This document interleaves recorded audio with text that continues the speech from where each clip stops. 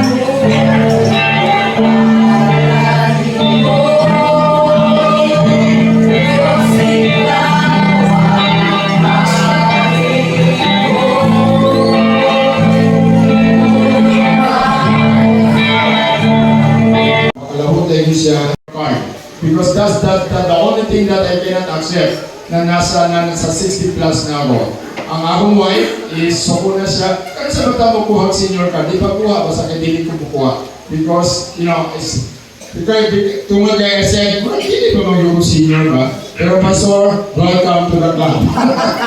Okay, welcome to the club. Starting tonight, okay? Because your 60th birthday. And I thank the Lord for that. Because dili na ng tao maabot ng 60, right? Okay? Don't worry, dili ko magdugay. Gina-summarize lang na ako. Ang insulti. Kabalo ko na ang inyong mga mata nasa litso na. In fact, ang uli pa gano'n kong kape ko, layo-layo pag-yun ko. Okay? When God created man, according to Genesis, let me quote this Genesis chapter 2. This is a very popular verse in the Bible. It says here that the Lord God formed a man from the dust of the ground and breathed into his nostril the breath of life, and the man became a living being. So this is actually a miraculous gift of life. Diyan tayo nagsimula. Okay? When God created man from the dust of the ground, hindi lamang niya, kumbaga, man is a very special creation of God. Okay? Because of all the creation, kung makikita niyo in the account of Genesis, lahat ng ginawa ng Diyos is through His word, through His power. Okay, there's light, lumabas ang light, lumabas ang mga puno, ang tanang-tanang He created the mountain and even the land and the water. But when He created the man, that's very, very special. Why? Because God took, sabi ng Bible, nakuha siya ng alikabok ng lupa, and then gipormahan niya, and then after He formed a man, ang ginawa niya, He breathed His power, and that is the beginning of life. I manage school, mga children, but at the same time, kabalo ko ng aong heart na sa ministry ko. Yun ang the reason na bakit ako nagtrabaho sa gobyerno, tungkol kaya di ko gusto mawala ako sa bulaton sa Diyos. I'm not saying if you're in the government, mawala ka sa bulaton, but I know I have a different calling than other people. That's why ang ministry na ako still nagkapadayang maghihapon ko sa pagpangalaga until today. Until the last breath of my life. Magpapabilin ko, nagkapasalamat tungkol kay ang kinabuhi na ako, ang kinabuhi na kay Pastor, kinabuhi gikan sa Diyos. Na dapat ato ng gamiton, ato ng pasalamatan, busa ng kagabiyon sa tanang mga paso sa naikaroon. I will challenge you to press on. Ayaw pag-give up, pagdayon, no matter what. Bahala magubot ang kalimutan, tungkol kay maabot na ang panahon. Ispeto sa Ginoo, kung ang plano sa Ginoo, ang matuman sa atong mga kinabuhi. Amen? Maraming kagabihon na lipag yung ko mga ison, that I will be able to witness the celebration of the 60th birthday of Pastor Orbita. Mga nalipag yung ko, nalipag yung ko kay Kenneth. Kenneth is really my son. Nalipag yung ko siyang kinabuhi. Na talaga, his desire is to be in the Bureau of Correction, and the Lord answered his desire. Don't you know one time I asked Kenneth before I end? You know one time I asked Kenneth, na nag-uusap kami, nagkukwentuhan kami sa office, kung magdadrive siya ng car, mag-istorya, Dong may tanong, paano hindi mo yung ka mag-pastor? Imong pastor, dapat ikaw puli, ikaw lalaki. Maraming niya sa ako, Dad, Abi, wala mong katumo na ginawa ko sa ginang mag-pastor. Diba? So nakatawa lang, it's a joke. Gitawag ka sa ministry, sa encourage you, padayon ka mo ni pastora, kabalo ko na dyan sa better plan in your life as a pastors of this church. And to all pastor na karoon diri, ang gusto mag-pastor, dapat pastor mo, ito man mag-pastor ba? Basta gitawag mo sa Ginoo, di ba? Pero kung sinsitan lang, ay lang. Kanang laruhan ninyo, kay lahin ng sinsit, lahin ng gitawag. Di ba? Kung gitawag ka, mulahutay yun ka. Pero kung sinsitan ka, hindi ko makalahutay. Kaya sigurado ninyo, gitawag ka, tungkol kayo makalahutay ka sa pagpangalag sa Diyos. Amen? Amen? So again, Pastor, thank you. At sana, kaya kung may PowerPoint pa lang ako, okay sana, wala man. Pero kumbaga, sa pagkaon pa halo-halo. Lami kaya halo-halo sa gulsangol, di ba? Lami na kaunon. Muna, karong kagabi ho, wala akong PowerPoint, but it's just a matter of encouragement to everyone. Ulitin ko, the life that you have is not from, hindi galing sa iyo, galing sa Diyos yan. Kaya ang kinabuhi na ang gamitan para mahimaya ang Diyos. Of your servant. We thank the Lord for His life. Salamat sa iyang kinabuhi. Salamat sa iyang dedication sa ministry. Salamat Ginoo sa since the time that He was born in this world, doon na kay purpose sa iyang kinabuhi. You choose Him, ipili mo siya Ginoo, out sa mga lagad diha kanimo. And to prove, Lord, this is the evidence of your calling in His life. 30 years in the ministry, Lord, in this church. Thank you because you sustained him. Thank you because you're the one who called him. Thank you because you're the powerful God who called him, Lord, in the ministry and to preach the gospel, to provide the message, and even miracles after miracles will flow upon the life of Pastor Orbita. Lord, tonight, hallelujah, with all our hearts, Lord, with all our hearts, God, we divine our faith and we declare more blessing upon Pastor Orbita's life tonight. Hallelujah. Lord, as he celebrates his 60th birthday, this is our prayer that more years, Lord, na imong ihatag pa niya, more strength, maayong kusog sa lawas, tanan Ginoo na yung desire sa kasing-kasing. Grant him, Lord, because you're a powerful God and nothing is impossible with you. Lahat ng inahangad ni Pastor Orbita, I declare that he will receive in the name of Jesus. Thank you, Lord, for his life. Thank you, Lord, for the Pastora. Thank you, Lord, for the Orbita's family, Lord, that you still mightily in this place to continue the proclamation of your word. So again, Lord, tonight, thank you for blessing your servant. Thank you, Lord, for blessing Pastor Orbita. Lord, more anointing in his ministry. Lord, every time he prays for the sick will be healed. And Lord, I command your blessing upon his life. I command power, Lord, coming from the Holy Spirit upon his life tonight in the name of Jesus. Ingon mga igsuon nga ang ato ang package walay lagot re atong food package ug ang ato ang St. Peter package. Oh, kana pastor. Pangpabaga sa tuhod. Okay, so basta dito pa kamo balik sa muli karanan maghatag ka og declaration para kay pastor. Declare more blessings sama sa ginyo ni Pastor Birds na declaration. Labi na sa mga radio ministry every Friday, ang BGM. Ganyan tayo ang mga suking tipaminaw na nino siya. Actually, kanyan to, ninduman ako, kung una gina ko mag-apply sa radio, naminaw ko dito sa mga salibuganon, ang tingin ni Pastor M. Ang Pastor Moses Orbita sa radio.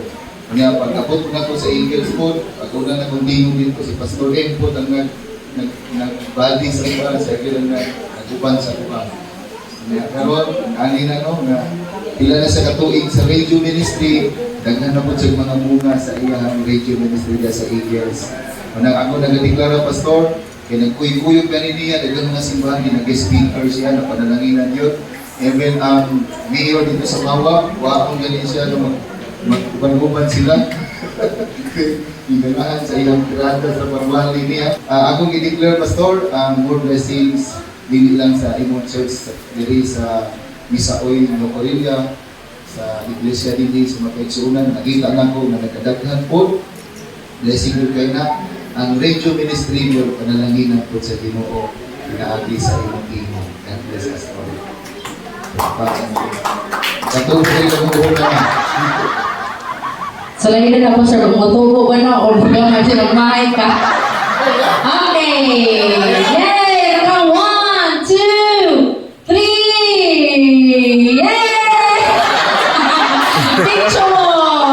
Okay. So this time, picture sa? Oh, di ba? Yung na kami, sabi lang yung asawa ng pastor, di ba? Di lang ikaw nagamit hanapin yung asawa o anak. Kumaya, ikabot na, kumayos na. Okay, so this time, Pastor Moises, o niya mo ang pinagbutan na DJ sa Eagle. Wala gid na siya problema. Bisan kung sa wala gid na siya sa dili na kami ay kung pastor ka, dili na mga dali. Analanginan sa Ginoo. Tungod kay pastor gid siya, butan gid siya. Dili gid na ako pagpapala pa sila. Halap kami kay mo, kay nanay. Nakamiyak na ako sila pastor bro. Nagmamit ka na mo, tungod kay. Agit siya pinaiyangan. Na-bless ko po. Bukan dito. Mahal ko pastor. God bless. Iwasan ako nga akong yakin alma.